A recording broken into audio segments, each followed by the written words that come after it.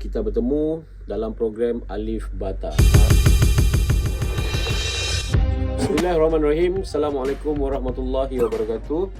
Alhamdulillahirrabbilalamin. Wassalatu wassalamu ala asyrafil anbiya'i wal mursalin sayyidina wa sahbihi ajma'in. Rabbi shrah li sadri wa yassir li amri wahlul 'uqdatam min lisani yafqahu qawli. Amma ba'du. Bersama lagi dengan sahabat-sahabat saya, kita ada Zarifi dan kita ada Ustaz Azri. Seperti yang kita tahu, nya adalah seorang ustaz di sekolah menengah, Ustaz. Sekolah menengah Laila Taib. Hajah Laila Taib. Hajah Laila Taib di Kota Samarahan. Mengajar tahun berapa, Ustaz? Ada tingkatan 1, tingkatan 2 dan tingkatan 5. Tingkatan 1. Penghijrahan tidak daripada darjah 6 pergi ke tingkatan 1. Mencabar, Ustaz. Mencabar. Perubahan apa nama orang dah. Umur ya, dia dapat beza daripada kanak-kanak lah, masih juga kanak-kanak menekuk atas lah, tapi dah di peringkat atas sekolah menengah, ada lain sikit lah perubahan watak mereka. Okey, 2 ayat teknya dah biasa usah sekolah. 5 tu challenge lagi. Sebenarnya dah mula remaja. Nya dah rasa dirinya dah dewasa. Betul. Dia dah rasa orang besar lah, orang senior. Aku pula nyatik lah, kira macam nya dah tahu semua benda lah. Betul. Nya lagi dah lawan hukum. Ada pengalaman tu. Pengalaman tu. Oh, masa saya form 5 saya cetuk Ustaz. Kita pengawas. Okey. Okey. Hari tu kita sebenarnya nak menceritakan satu topik yang agak berat, berkenaan dengan kematian. Adalah sebuah topik yang mengulang banyak kali pun bagus ya, Ustaz. Kerananya sentiasa mengingatkan kita. Benda yang mesti kita sentiasa ingat, pemutus nikmat dunia tu, kematian. Memang disuruh pada kita semua untuk sentiasa mengingati mati. Baru kita tahu bahawa kita ada penghujung. Betul? Ya, yang saya terasa kadang-kadang selain daripada Ria, benda yang sama juga. Kami orang Medok Ustaz tahu Zarifi sentiasa ada terasanya. Memang bulunya rasa hidup bau lain. wanginya. Ya, baru hal wanginya ilmu ya sebenarnya. Tu bau apa lagi? Bau gaharu. Subhanallah. Okey Ustaz, berkenaan dengan saya tersebutlah perkataan gaharu kata. Apa hukum sebenarnya gaharu, Ustaz? Adakah dalil-dalil mengatakan gaharu yang wajib diletak? Wajib sih, saya dah wajib. Tapi Wallahualam, hampir pasti apa hukumnya, tapi kebanyakan orang meletakkan gaharu tu supaya hilang bau-bau hanyir. Jadinya si wajib lah. Si wajib. Lagipunnya dah putus hubungannya dengan dunia. Putus. Mungkin bak kata Ustaz tadi adalah untuk mewangikan kembali rumah. Mungkin sebab gaharu nak. Betul. Kami sih dapat salahkan orang yang mungkin minta untuk gaharu, yang mungkin yang melihat generasi-generasi sebelum menggunakan gaharu, ataupun mungkin jiran tetangga yang menggunakan gaharu. So mungkinnya pun perlu bila ada kematian perlu cari gaharu. Pernah ada kematian bak jemaah umrah lah di Taif ketika ya. Betul, memang pengurusannya orang-orang yang kami memang berdiri dekat luar ya. Memang kami nampak ada daknya masang gaharu, berbau wangi, tempat jenazah dimandikan, mewangikan. Nabi kan suka bau wangi ya, gaharu dipasang lah. Tapi nasib makinlah kayu kat kita ya.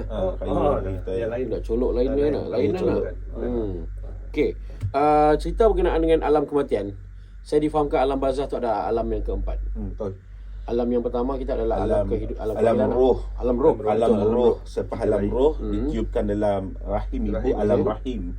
Lepas dia dilahirkan, maka alam dunia, lepas alam dunia, alam barzah. Dan akhirnya sekali alam akhirat.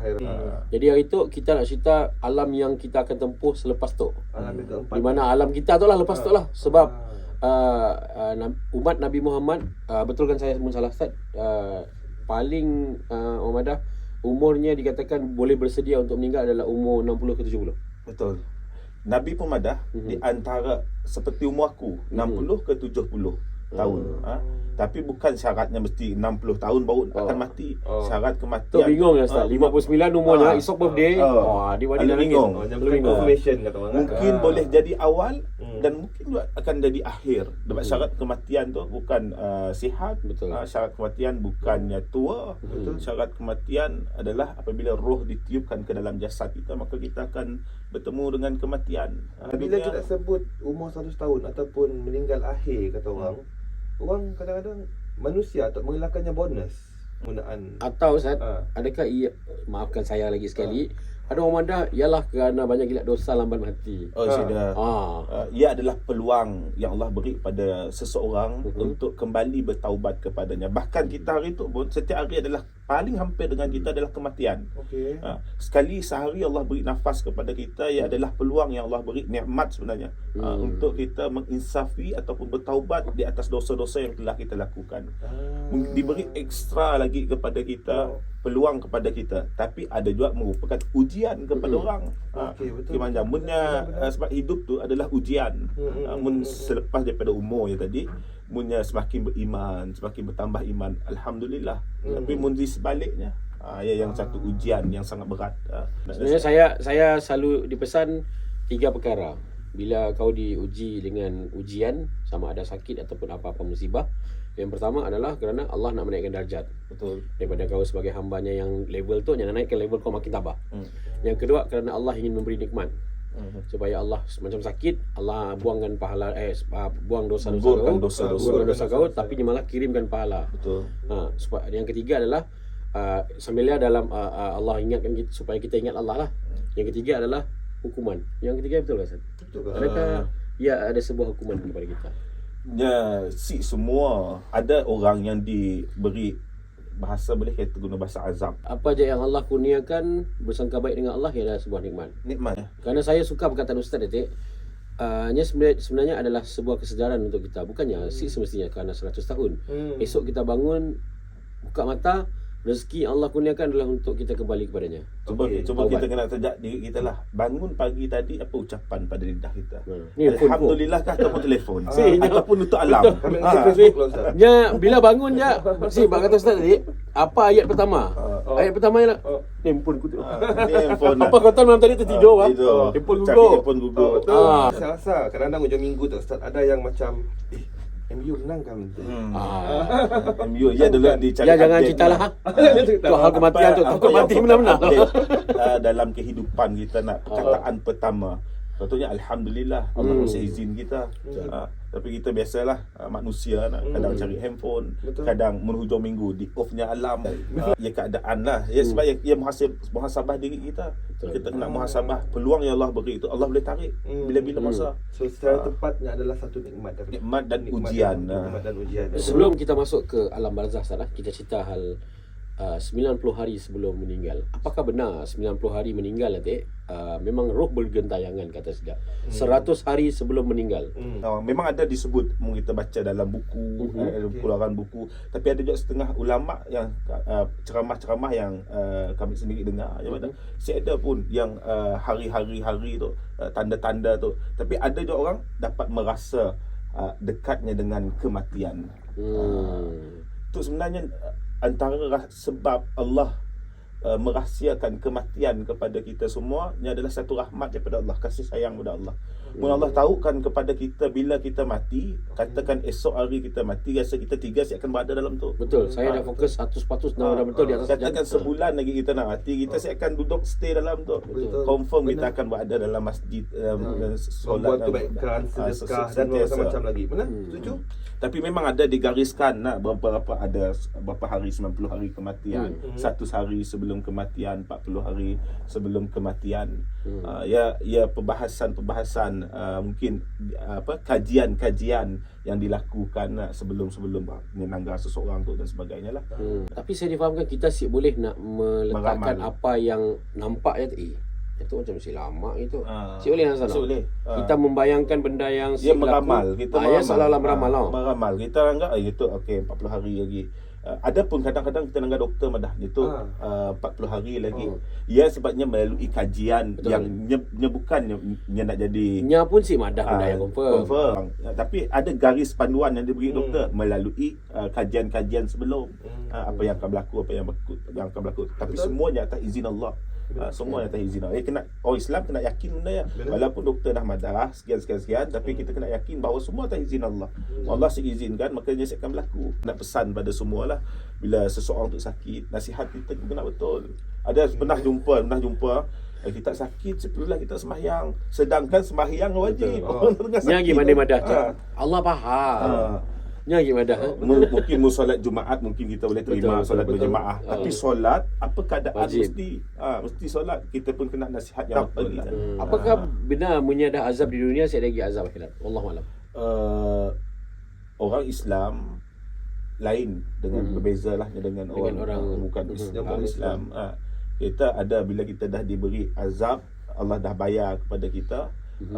Memang kita dah dapat balasannya di dunia. Ya, yang kami macam nak bertanya juga tadi, macam ada kami pernah terbaca satu petikannya, akan dibayar tunai penggunaan, ada orang madah Bayar macam cash lah. cash. Dibayar cash dunia sebelum meninggal dunia, sebelum kematian. Ya, orang yang derhaka kepada ibu bapa lah. Biasa kita dengar Allah akan bayar dunia, Allah bayar akhirat. Yang something to do dengan apa kata orang, bila makan hak orang, hak orang. Allah terus bayar tunai supaya menjadi pengajaran Ya, bagi that's right. Balik kepada perkataan tadi adalah peluang lah. Peluang. Allah menghukum yang di dunia untuk memberi peluang supaya nyasip pun lagi. Peringatan nafs tak? Tapi kita boleh, kita yang melihat, kita sudah menghukum. Betul kita nangganya tu sakit. Kita tahu kisah-kisah silam. Betul. Betul. Saya gimana? Ya betul Allah. Nyetuk tu. Ya, nyatok dolok kena tu. Si boleh Tak silap, ia adalah nikmat yang Allah beri peluang padanya untuk dia bertaubat. Betul. Setelah berlakunya kematian, sebelum 90 hari ataupun 100 hari sebelumnya, salah ataupun si bagi mereka yang masih tinggal di dunia, khususnya ahli keluarga tu tadi, macam merenung kembali ataupun refresh balik dalam 90 hari apa tanda-tanda yang pelik berlaku pada arwah. Saya ada masalah. Saya ada masalah. Sebabnya benda dah berlaku, memangnya akan anggar Hanya satu kebetulan. Kebetulan dia bukanlah tanda-tanda juga pun, sebab dia dah mati. Saya rasa oleh kerana disebabkan kebetulan yang sering berlaku, maka orang terus menilaikan sebelum kejadian nanti akan berlaku juga. Ya 100 hari sebelum kematian. Sakaratul maut datang pada hari kematian, ini daripada kaki, daripada nyatanya hilang di kaki, sampai satu tahap yang terakhir adalah di dada, setelahnya akan benar-benar rasa sakit. Ya macam tu. Nabi Adam dijadikan manusia, dah dibentukkan dengan rupa ditiup dari rohnya daripada kepala, umbun-umbun, sampailah ke kaki, jadilah dia dapat bangkit. Tapi bila dimatikan, ditarik daripada kaki. Daripada kaki sakit mati tu, sehingga Nabi ajar kepada kita, Allahumma hawin alaina fi sakarat maut.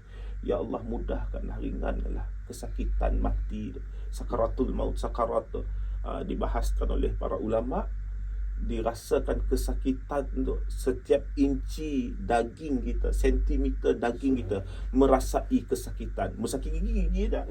Musakit kepala je, atas je masih sakit. Tapi emosi terganggu lah. Tapi kesakitan mati tu tadi, setiap inci bila ditarik nyawa, setiap inci daging kita rasa sakit. Macam ni rasanya. Memang dia ditarik daripada kaki sampailah satu tahap, dia akan sampai ke lutut, sampai ke pusat kita, ke dada, dan sampai ke halkum. Bila sampai ke halkum, waktu ialah yang terakhir taubat dia terima lagi. Memang sakit, tapi kita nampaklah kesakitannya pada wajahnya. Walaupun orang yang beriman ataupun beriman, mereka akan merasai kesakitan. Yang membezakan di antara dua tu adalah mudah ataupun mudah dia keluar rohnya. Sedangkan Nabi yang terkasih Allah pun merasa sakit sakaratul maut, dan berganda kesakitan Nabi sebab Allah nak muliakan Nabi sallallahu alaihi wasallam.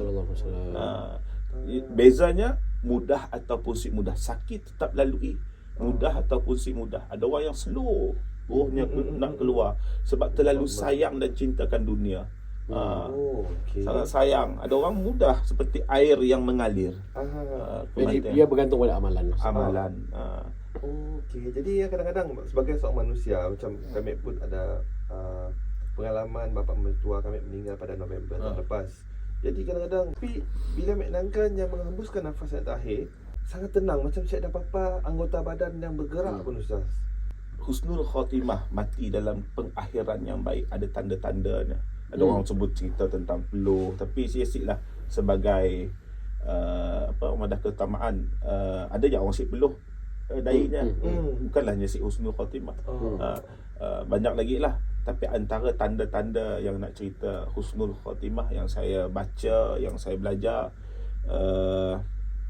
apabila selepas kematiannya orang sayang dengannya, orang suka dengannya, orang yang pernah kenal pun orang sebut kebaikannya, orang kita pernah dengar pun ceritanya sering bermain di fikiran. Antara husnul khatimah. Ada satu kisah orang Sarawak tu yang mungkin kita pernah dengar, cerita penebar roti canai biak belajar dari Indonesia, dia balik dia nebar roti canai.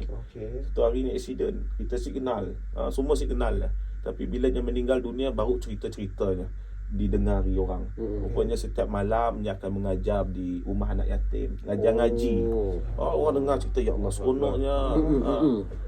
Kita anggapnya macam biasa pergi kedai roti canai tau, kita anggap biasa kedai roti canai. Rupanya di sebaliknya amalannya sangat dahsyat. Ya, dan di salah satunya tanda husnul khatimah. Ada orang yang kita si kenal pun, tapi kita rasa ya Allah bila dia meninggal dunia kita rasa sedih. Dunia jauh tapi kita dekat Malaysia tu kita rasa sedih. Rupanya dia sangat mulia, sangat So maksudnya walaupun kematian macam kematian terus ketika kemalangan semestinya ia adalah su'ul khatimah pun kematian. Saya sering membayangkan Ustaz, bila orang yang meninggal dalam keadaan yang banyak yang dibayangkan tu, kemalangan dan sebagainya. Kadang-kadang saya tertanya, apakah maut dia datang dulu, mautnya aksiden? Dan saya sentiasa mendoakan, ya Allah Tuhanku, tariklah nyawanya sebelumnya berlaku. Ya, kadang pun sama je terfikir, kadangnya aksiden nak kemalangan, adakah dia dimatikan dulu ataupun yang berasa takut dia dulu. Kita si ada gambaran video, kadang-kadang teringin juga semua ada rakaman video.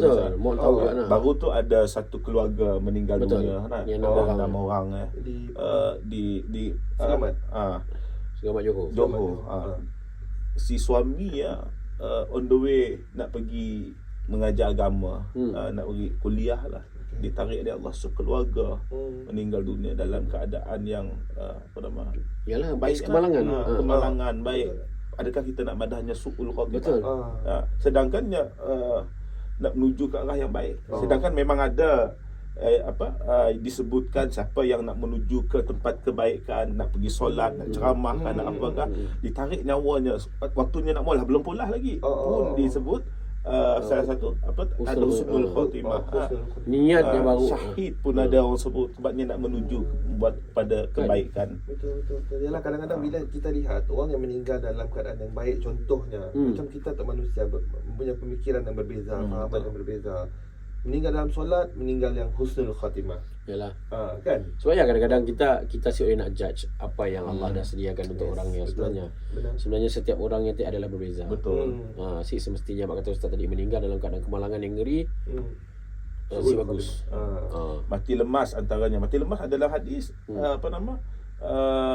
syahid nak mati dalam keadaan ada. Dan banyak ada je orang mati lemas masuk dalam dalam sungai dalam keadaan dia nak buat benda-benda yang si baik pun ada. Ada yang orang mati dalam keadaan melakukan kebaikan. Pernah ingat bomba yang menyelamatkan ada yang lemak lemas meninggal ramai dalam bekerja, dalam cari nafkah, dalam menyelamatkan orang. Satu kematian yang sangat baik. Benar kata Ustaz dengan Fas, bila baru sikit topik kematian, bila dikupas lagi pecahan rangkaian bawah semua yang banyak. Apa yang kita cerita tadi semua memang semuanya adalah untuk kematian kita. Semua adalah untuk persediaan untuk kematian. Cerita kematian tu banyak episod lah Sah. Banyak episod. Macam itu tadi Sidak bersempatlah mendengar cerita berkenaan dengan 100 hari sebelum kematian. Ketika mati, persediaan mati. InsyaAllah kelak kita ada rezeki lain, kita akan kongsikan lagi lah Ustaz. Saya rasa memang podcast kali tu panjang lah sedikit tapi saya harap bermanfaat untuk semua. InsyaAllah. Tapi sentiasalah untuk kita orang semua yang mungkin ada topik-topik yang menarik yang ingin kita orang semua kami orang kupas dan kami orang sembang pun ada benda yang rasanya macam kita orang rasa kurang tepat dan teruskan komen di ruangan debah ya, supaya kita sentiasa berhati-hati dalam benda lah. Betul. Boleh betulkan orang. Betul. Kadang-kadang kita tu kelakar-kelakar leka nafsu kita. Kalau ada salah silap kita tegur lah, insya-Allah kita perbaiki. Okey. Jadi insya-Allah kita jumpa di episod yang seterusnya. Terus bersama-sama dengan kami orang dalam program Alif Bata.